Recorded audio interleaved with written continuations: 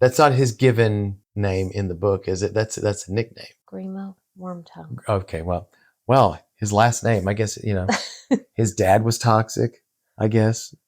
It's just that's how it happens. Toxicity's passed from father to son. His dad was a worm tongue. He's a worm tongue. Just keep that evil cycle going.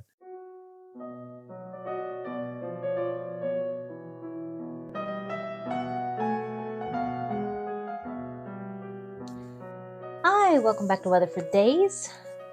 I'm Rachel, this is Jason, and we are so glad that you are joining us today. We wanted to today do a little bit of a follow-up to last week when you weren't here, but I had a lovely conversation with our daughter, Leia, about power dynamics and relationships, and we kind of got a little bit into toxicity in relationships. And so this week we wanted to follow up with one that you've been wanting to do for a little bit, just because it's kind of a hot topic in society today. But a little bit, maybe not as much now as it used to be. It has its ups and downs, and There's some things I can mention that have happened recently that have brought it to the fore, and I can talk about that. Well, and that's the thing, is we want to talk about toxic masculinity, and that's the one that's kind of the catchphrase, but we don't want to focus on toxic masculinity because where's the fun in focusing on the negative, right? We want to focus on positive masculinity and redeemed masculinity, because a lot of those elements, as we'll see, they're toxic and poisonous, but they're corrupted. Mm-hmm. Because what you end up doing is you go, okay, well, all masculinity is like that. And so then you start watering it down and losing what makes it so vital in society and in relationships. And this was not what we were going to talk about this week. However, last week I had so much fun with Leia that we just decided we'd jump to this one. So we're going to put, what we were planning on hold on the back burner. We'll get to that next week. So you'll have to. I have some thoughts on that, but I want to hear what you think about because you picked the subject. So I think you have some good stuff brewing, and we'll have to see what that is. For next week. So, okay. All right. Yep. Well, and I think in an odd way, it's going to kind of tie into and maybe wrap this all up, the whole thought process a little bit, because it's kind of pivotal. We're teasing that really hard. So hopefully if you join us this week, you'll come back for next week. And hopefully, because we haven't recorded it yet, it will actually be as good as I think it's going to be and do all that I've promised it would do. Yeah. Wouldn't that be a bummer? No, I think, there's always time when you think, well, I wish I had said that, or that was something that I wish we could really, and we'll have to make notes on that and have times when we can come back to those subjects, maybe even for short form or whatever. There were a lot of things last week with Leia that when I was after we watched it, finalized, I was going, man, she had a really good point there. And I didn't pick up what she was laying down and just run with it. Pass the baton. Yeah. Yeah. I had so much, that I was wanting to say that I just kind of was like, oh yeah, that's good what she said. And then I just went on. Yeah. Those are those little moments that you wish you had said something, and that's life. That's how it is. And this is in a way, this is kind of live. We're treating it as if it's kind of live. So you're going to have those moments where you didn't quite go the way you wanted. We come back and edit and insert new versions of clips after watching it going, oh, we totally left out that bit. No, we don't. We just. Some people do that. Some people. Whatever we go with. You can definitely tell they do that. Yeah, wouldn't it be nice to just have things completely polished and lovely and you could do that in life, like you have a conversation with somebody and later on and God drops something in your heart to say. You go back in time and you pop in and go, hey, so what I was trying to say there. You wish you'd said in the conversations that you didn't say, and then they haunt you afterwards.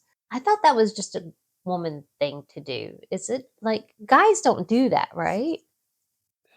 Sometimes. Play back all of the conversations not all of them. that that you. No, or play back the conversation, not all of the conversation, but like play back the conversation you had, and then sit there and think about all the things you wish you had said instead that would have supported your point better or like completed your thought. Yeah. I do that I with think that is like that's a woman thing well, that most of us do, I think. yes, for me, I can't speak for all men, and that's actually going to be a part of what we talk about tonight. Is I can't say that with me. No, I can't speak for all men. I can only speak for myself. That I have certain things in my past that I wish I could have done better or different, and sometimes they're not pivotal things where my entire future hinges on it.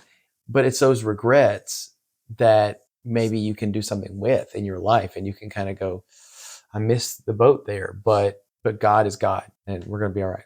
To go back to the topic of masculinity, of good masculinity, one thing that you will find in most fictional books is that so many authors will write the perfect man. He always has just got the perfect thing that he says, was the perfect response to all of her emotional needs. And he's just so supportive and strong and patient and, all the good things. Total package.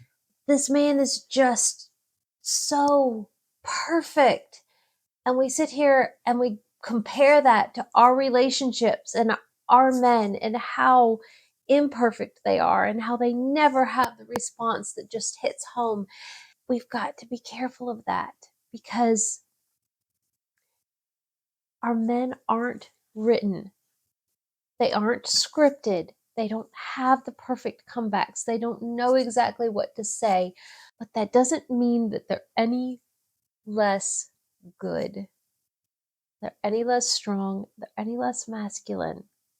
Just throwing that out there for you readers. We can struggle with that sometimes in just going, I know exactly what I want my man to say in this instance, and he's not saying it, and then we get disappointed, and just don't do that because reality is better than fiction. Having a real man is better than an imagined man, even if they're not perfect. So, well, I can follow that up with I can't speak for most men, but where do we men get our visions of masculinity? Well, we start off with the first, and this is why I'm not downplaying single parent households, but I'm just saying there's something in a young man and many times in a young woman that needs that energy, and they're going to get that energy from somewhere. It is critical and vital at a young age that be a healthy example. If it's not, you could have somebody who, have a two-parent household and that father position be unhealthy. And it's just as bad as if they didn't have a father at all and that had an alternate source. So where are we getting those images? We're getting them from our fathers. We're getting from other men that we are around. Sometimes they're our father's brothers, or they're, or for me, it'd be guys in our church because that's social or religious locations. I would say for good or for worse, I would say TV shows and movies. And those, of course, they're not perfect, but they are imitate. You want to imitate them. You want to be like them. Who didn't watch Raiders of the Lost Ark and go like, oh man, Indiana Jones, he's just awesome. Or because I grew up I was a child of the 80s and 90s. So we had action movie stars, they had the chiseled jaw, and they were just awesome. And they would, but they would have the cigar in their mouth, and they may not always be kind to the ladies and respectful, but the ladies would, want them anyway. And so what did that teach? And so we've got some of those, we have bad examples when we were young, but we have bad examples now too that we have to be careful of. And there are more of them than ever before. We've got this world where your young men are being spoken to by musicians, by actors, by podcasters, the Andrew Tates of this world. Yeah, I said it. Those kinds of stories, a narrative that they're putting forth. And it's one of aspirational. That's the word you want to aspire because they've got money. They've got this and that. But those are bad examples.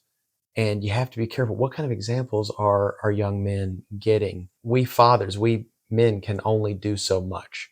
we do as much as we can. But if they're getting images and getting these examples from other places, that can be just as bad as if I think women are given this perfect man, because one of them is unattainable and one of them is partially attainable. Because you could have this image of this rich guy who's got it all, but if you imitate his attitude, his flippancy towards women and disrespect, what you have is you may imitate part of that, but you can't aspire to his riches. That's something you can't have, because he may have made it doing an improper thing. So I guess what I'm saying is there are bad examples on both sides. They can be had, they just have different results. But we do have good examples in God's word. We do have good examples in real men around you that are not perfect, that have been through struggles in their life, and yet seek to do right by their children, by examples to other men, and also to respect their wives and love their wives the way Christ loves the church. Those are the examples that have to be lifted up and not denigrated for being too old-fashioned or traditional. That is something that's being leveled at both men and women, is this word trad. Mm-hmm. I think that it can have some bad connotations, but there's some elements of tradition that are kind of what we need. What was it? It was in the Avengers movie where Captain America was given his suit and he goes, "Stars and stripes, aren't they kind of old-fashioned?" And Phil Coulson says, "Old-fashioned is kind of what we need right about now." It's not the worst aspects of our traditions that we want to bring back. No, not all of it. We want to bring back is something good about that, something that somebody that stands for what they believe in, but also knows that they're not perfect. And I think that as Christians, we have a better chance, our Christian men, we have a better chance within our theology and doctrine to kind of go, look, it's written in that you're not perfect. You're perfected by Christ and his righteousness, but you're not. And so there's a humility that comes from that. So we can talk about biblical masculinity soon as an answer to, but should we talk about the toxic traits first? Yeah. Okay. And I have them randomized somewhat. I feel like the Oscar doesn't go to. Okay. Oh, we have misogyny and entitlement, aggressive dominance, violence as a solution, rigid gender roles, emotional suppression. That's a big one. Homophobia, devaluation of caregiving. Don't do that. And hyper independence. So with those negative traits, there are some characters in books and movies that I think would exemplify the opposite of those. They would exemplify those things that are healthy. I was looking back at To Kill a Mockingbird by Harper Lee. I was specifically thinking about Atticus Finch and how he exemplified what I would consider healthy masculine traits, also traits that were aspirational. I would want to imitate those aspects of him, those things that were honorable. And in our hero episode, and of course when I said hero, we said hero and heroine, so that but some of the aspects of those heroic characters, some of the best, do carry over in my mind to what makes some healthy masculine traits. We had the episode with Leia, talked about healthy feminine or what makes the feminine heroes. Mm-hmm. Some of those aspects that were in there kind of crossed over to some things that were very universal that could have fit masculine characters too. Mm-hmm. That's when I was watching it, I did notice that. Some things that I noticed, if you haven't read the book or watched the movie is really, really well done. The book is almost the book. There are some elements in the book where they go a little longer with some scenes that they didn't have in the movie, but even without them, you get the crux of the story. But Atticus Finch is a single father. He's a lawyer in a small town. His wife has passed away when I think that he has two children, Jean Louise, also known as Scout, and Jim. And I think that Jean Louise or Scout was 2 years old when the mom died. So she has basically had a masculine figure in her for her whole life. Jim has as well. He's very loving toward both of them. And you see early on that Jim connects more with this traditional masculine aspect of a man. He's saying, why don't you go play football for the Methodists, Dad? Or they call him Atticus, which is interesting. They call him Atticus and not Dad. And he says, why don't you play football for the Methodists? And he goes, oh, I'm getting older. And he goes, you would be all good and everything.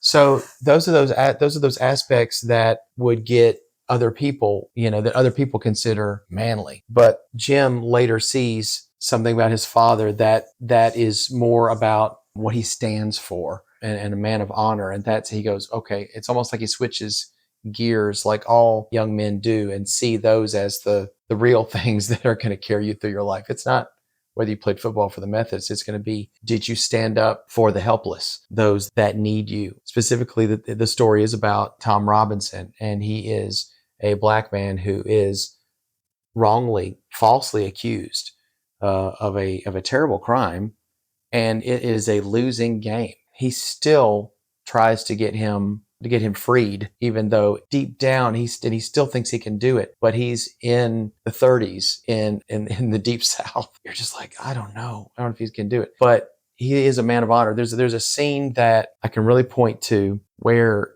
he loses the first court case. And up in the rafters are all the African American or Black people that are come to watch the court case. And of course, they have to split them up and everything. So they're up on high. Interesting is they're almost like, in my mind, it's almost like a cloud of witnesses. They're watching and witnessing what's happening. The Reverend, who's the Black Reverend, he's up at the top and he tells the young little girl, she's down below looking through the slats, and he says, stand up.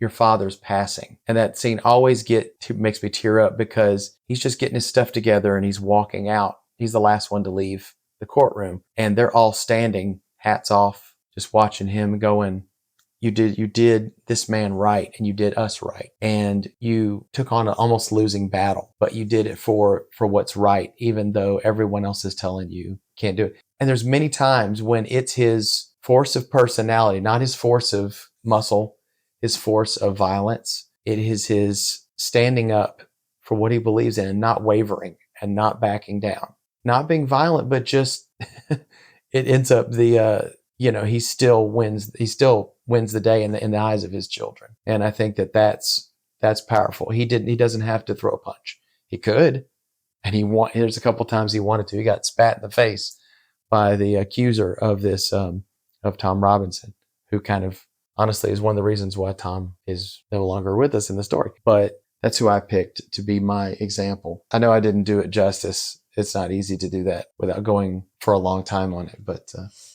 so do you have anything you can think of as far as like an example of healthy masculinity in fiction, one that is, I would hope, attainable and also aspirational? I mean, my favorite example of a man that is not going to surprise anybody at this point, because I bring it up just about every episode. My favorite book is the Lord of the Rings trilogy. And I mean, Aragorn has been from a very young age when I discovered the series. Like, that was, to me, one of the best examples of a real man. And that was one of the reasons why I disliked the movies when I first watched them. The biggest thing was just that they got Aragorn so wrong, because they wanted to have some kind of a character arc for him. I guess they needed to have a growth, but they made him in the movies a reluctant king, right? That he didn't actually want to take up his title and become the king, and he didn't really want to fight, and it just wasn't the way that he was actually pictured in the books. He was there the entire time. Like, he's 90 years old or something around that. Sorry for the ones that have that on the tip of their tongue always, exactly how old Aragorn was. But he's old. He has been fighting. He has been pressing towards this. His entire life has been about defeating evil and doing whatever was necessary to defeat evil. He was not reluctant to do what was necessary. He was absolutely willing to do whatever it took to defeat Sauron. That was what his entire life's goal was.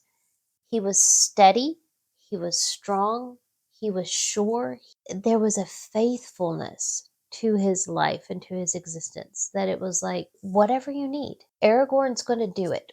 No matter how grueling the task, no matter how mind numbing it may seem. He had spent, before the Lord of the Rings start, he'd spent lots of time chasing with Gandalf through the wilderness for Gollum. You know, he was on this hunt, and it's just like, why did the movies picture him the way that they did? I don't understand it. Well, as a side note, and I don't think they should do it, is they're talking about doing a prequel that encompasses that time before the Lord of the Rings with Aragorn and this hunt. The hunt for Yeah, Gollum. I don't agree with it because I have a big problem with actors that I like to see them mature in age. I'm like, oh, and they can go for those other, but going back and doing those and then, oh, what are we going to de-age them all the time? It just it doesn't work. But anyway, another one in that same series is Faramir. And not the way he was. Not the way that he is. If you have only watched the movies, you have no idea who Faramir was. You maybe get Boromir a little bit, but you really don't get a good picture of Boromir. But Faramir, they absolutely did dirty, making him seem like he was just devastated and crushed because he didn't have his father's approval, and that he was willing to compromise his values to, make his dad happy. It just, none of that happened. Like, this is a man of absolute principle. He was steadfast in his integrity. He did what he thought he was the right thing for his people, and it did not matter to him what his father thought. Yes, he wanted his father's approval, but that was not more important than doing what was right for his people. That is like, he had his values straight.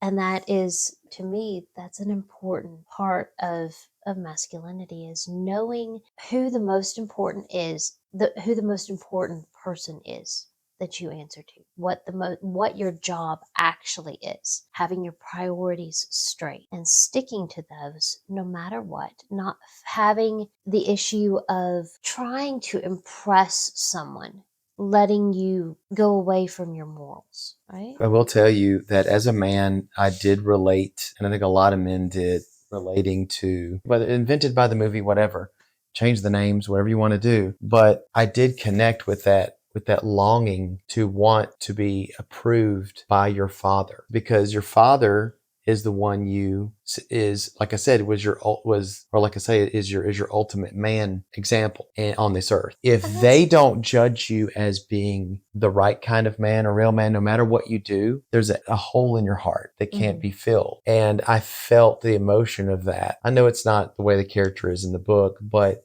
to me, it was effective. That was there, but he didn't change what he did because of it. It's like, there's a difference between going, I want this and I'm not got it, and it's not fair that I don't have it, and it hurts that I don't have his approval, and actually going, I will change what I do, my actions, because of it. Was it where he was trying to get the ring and take it back to Denethor? Right. Faramir did not take Frodo anywhere near Gondor. He didn't capture him. He didn't bind him and take him back. And then the whole confrontation between the Nazgul and Frodo, and him actually being, none of that happened. He would never have done that. He did what was right, what he knew to be right with Frodo. What was the thing he said about the ring? If I saw the ring, I would just throw it aside, or if I saw it by the side of the road, I would just walk by it.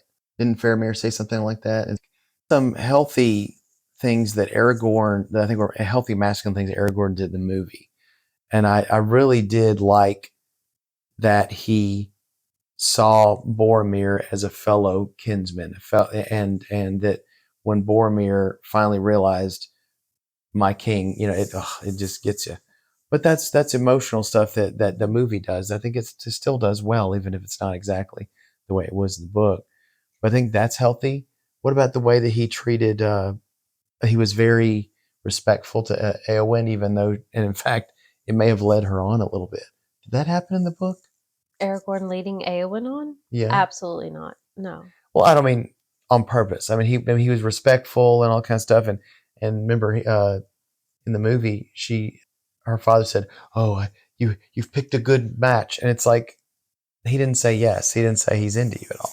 Yeah. So, but he's respectful. He's respectful. That's the thing. He is respectful to her. To her, he honors her. She is in such a worse place.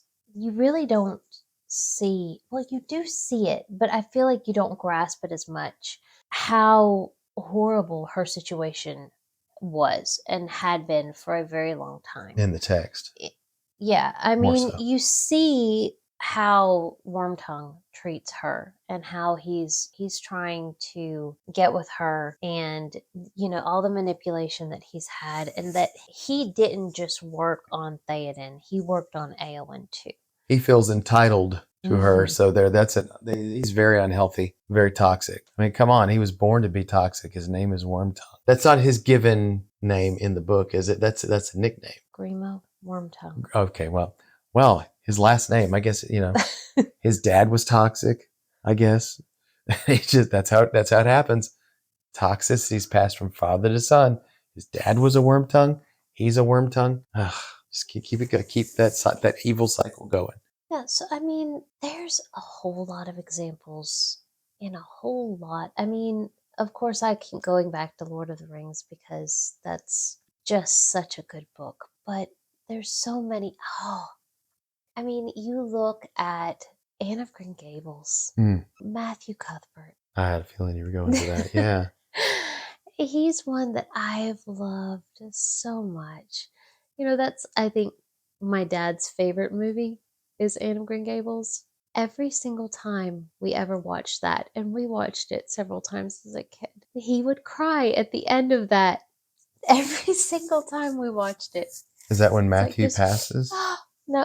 Oh, well, yeah, but I guess what's we always the watched trigger for the crying? No, we watched the two together. The first one and the second one. So when Anne Gilbert proposes to Anne, oh yeah, he's always like, oh. There's so many examples of good men who are just, they're strong. You never see a perfect man. There's flaws in every man or woman that you see portrayed, but to see just those good things, good aspects, good characteristics that make a man a man. I think that one of the things that is looked at as being healthy for men is an openness and a vulnerability and a willingness not to suppress emotion. I go back and forth with those things myself in terms of, because in one way, vulnerability means you have to take off your armor for the other person, other people in your life, and you've got to be real. One of the things that you risk is those sensitive parts of yourself that can be vulnerable to damage. They're exposed. You're exposed. You're out there. I think the alternative to doing that is to turtle up and pull your head into the armor and never come out. Yes, it protects you. Yes, but you never really can get close to anyone if you're not willing to be vulnerable and not willing to be open. When you pull that armor up, you're also distancing yourself from what are you inside that armor? What is that barrier between the other person in your life? Is it, what are some other habits and things that you have in your life that you're using to cover for all that? So that to me is a healthy biblical masculinity, is a vulnerability and not being afraid to be around other men of God and say, I love you. It's a big thing with me is there are a lot of Christian men, and they just, they're not. I get it that they're not huggers. I get that, but in my church, there's a lot of huggers. We're not afraid to show emotion to one to the other, and do it in a brother and a mentor and a fellow soldier in Christ way. And I think that that's something that's missing, is this fear that somehow makes you weak, or that makes you less, or makes you feminine, when in fact, I think that we need those things because we need other people to lift us up. And not because they're perfect, but quite the opposite. It's because of those struggles in their life that they're willing to be open and accountable and vulnerable. I think those are some of the most admirable characteristics that I find in other men of God that I look up to. When you see those elements, you kind of realize that I don't know if those things would work for everyone in a book or in a movie. Those vulnerabilities, because we always like to see our heroes as almost invulnerable. We might see them take a punch or two, or take their licks in physically, and have pain, and as they accomplish the goals which they have put before themselves. In real life, I think a lot of the guys that I would say would be the heroes to me in the faith would be those who are open and vulnerable and accountable, one to each other. And I think that I hope that those men, if they're doing as well with their male relationships as they do with their wife, then they should be on the right track. That's the real world, masculinity that I hope that we see more of. And if that could be reflected in our fiction, we want more of that. You know what I think? What? I think that some of the greatest examples of masculinity are in fiction versus TV. Oh, yeah. I mean, you get some good, movies tend to do well with portraying masculinity. However, TV series, they're so bad a lot of the times. I feel like there was this conspiracy to put and to show men in ways that just made fun of them.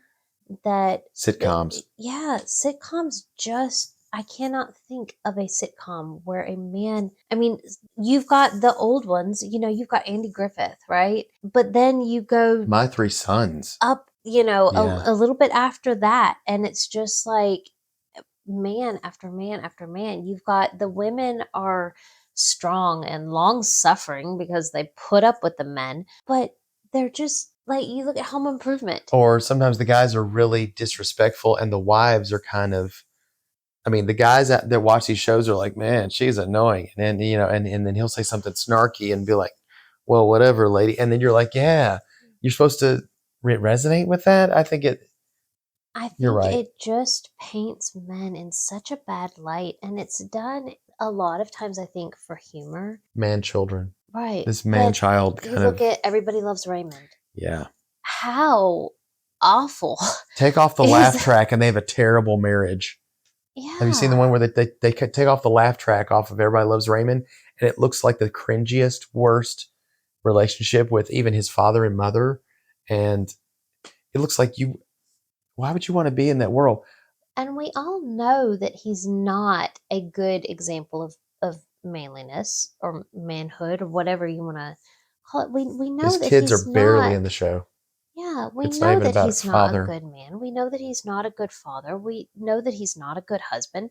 And yet somehow he's a likable character to a lot of people, and people enjoy watching. And I don't know if they're just watching it for the train wreck or what. And Well, then anybody his dad is even worse than Yeah. he is. And the women aren't that much better either. Snarky and shrill and Yeah. But you've got so many sitcoms like that where you see man after man after man portrayed in absolutely the most negative light. And it's one of those where, again, what we see, what we surround ourselves with, is a lot of times what we become. So when you're watching these things and this is what you're putting into your brain, whether you actually look at that and go, oh, that's really good and I should be like that or not, we just tend to absorb those mannerisms. We tend to become like that. Their thought processes infect us. And when that's what you see time and time again on TV, and that's kind of more people watch more movies, more TV than they read. So even if you're having these books where you actually see strong men or strong male characters, that's not the majority of the entertainment that we're seeing. Movies really, really like to make men weak. Even if you look at Superman, you've got Superman who's a super strong, overpowered character, right? I mean, yeah, he's manly. And then you've got Smallville, where for some reason Clark becomes really a lot less. They wanted to show an arc and finally get him to be Superman at the end, and it was like 10 seasons of that. But And seeing I 10 liked, years of Clark Kent being a sniveling, just a whiny baby yeah, in a lot of ways, it what are we saying about men? And if that's what we grew up on, right? yeah. And it's like I really don't feel like the things that are made, we have a whole lot of movies that are made about strong women, but we don't seem to have as many about what it is to really truly be a strong man. Men become kind of the sideline A lot of those characters end a up lot of being times. independent made Christian movies.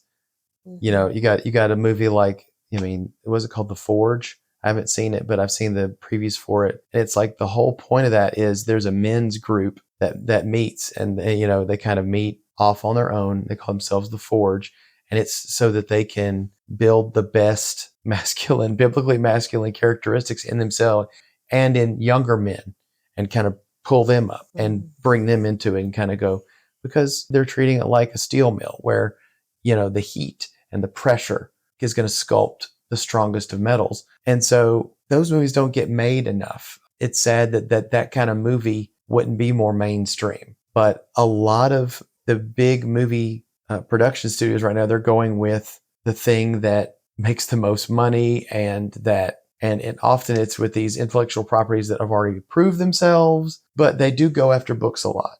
But they Hmm. massacre, like you said, they rip them all to shreds. And But we need good examples in the books. If we're going to have good examples in the movies, got to have pull from somewhere. a Sorry, lot go of ahead. times the strong men that you do see are compromised morally in movies and TV shows that you have. So a lot of the probably the strongest men characters that you see in movies made nowadays are wartime movies. And that just adds a whole other level of compromised morality a lot of times with the way that they are portraying the whole wartime. You've got drugs, you've got just, yeah, a lot of issues. There's some really good movies that I can point to where there are guys that showed those good characteristics. But many times you have to look very carefully to see those aspects of accountability and vulnerability in soldiers.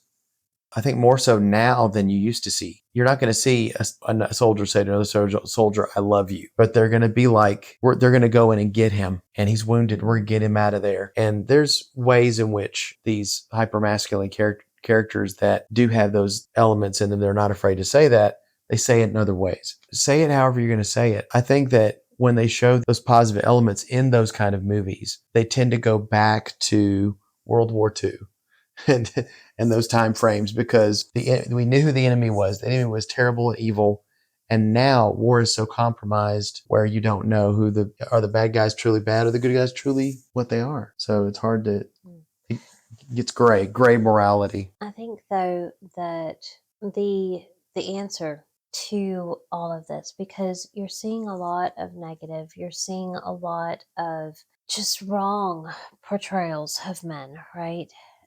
And then you look at in the real world, right now we have a lot of people that are trying to highlight men and to lift them up again. You've got the girl on social media that always, like, she watches the clips and then she slides into the mirror and she talks about how, we really need to be appreciating and valuing these masculine traits, I mean, I'm all for that.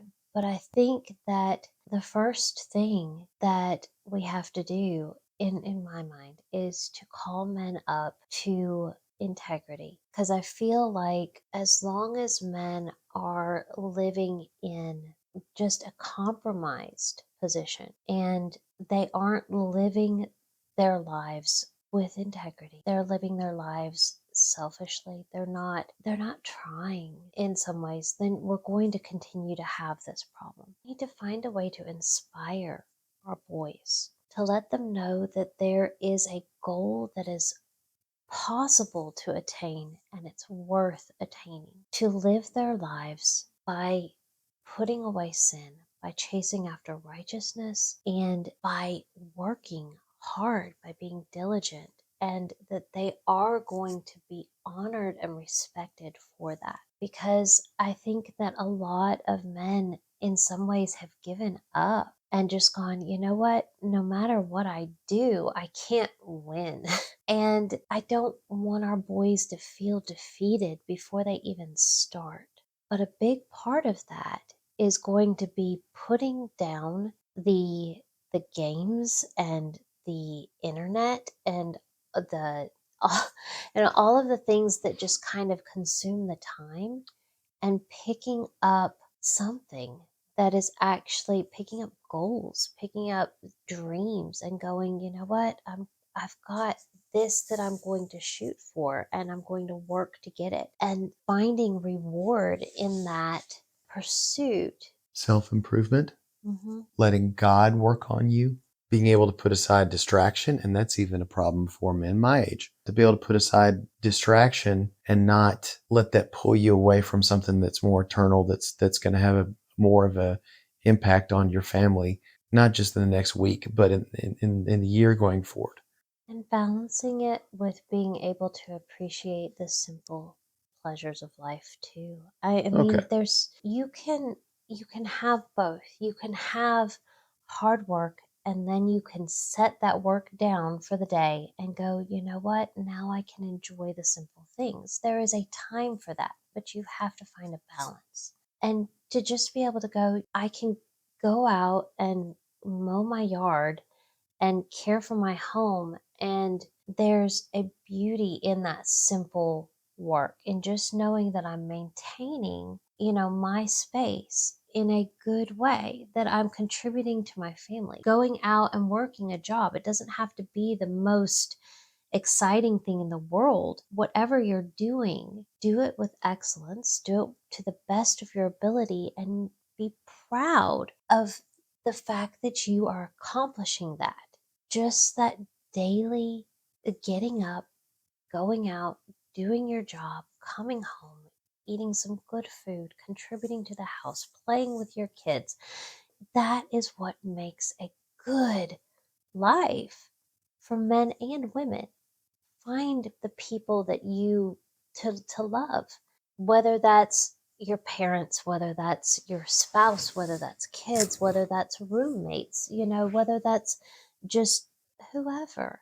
Finding people to do your life with and enjoying the simple things, appreciating what you have, and living your life in integrity, in righteousness, and simplicity, and being able to look at that and appreciate it as what it is. It doesn't have to be striving for wealth or striving for fame or striving for power. All of those things, they can overwhelm your ability to appreciate the simple and the beautiful in this world. Being a good man doesn't have to be something that is flashy. It can be simple and beautiful, whatever it looks like. Being a man of God does not mean perfect. There are plenty of examples in the Word where we see men that are not perfect. And these are the quote titans of the faith, and yet they have had their ups and their downs, and through it all, they laid that before the throne, and that's what you have to do. When finally, as men, if we are men according to the Word of God, we're called the heads of the household, but that's here on earth. Many times they say, "Oh, we're the spiritual head." The spiritual head to me has to be God.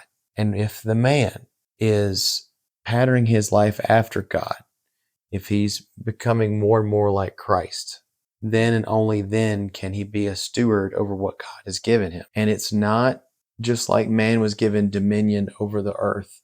I think it has to be a godly dominion. When you are given dominion over a kingdom, it's not to lord over it. It's not to be a dictator. It's not to put people under your thumb.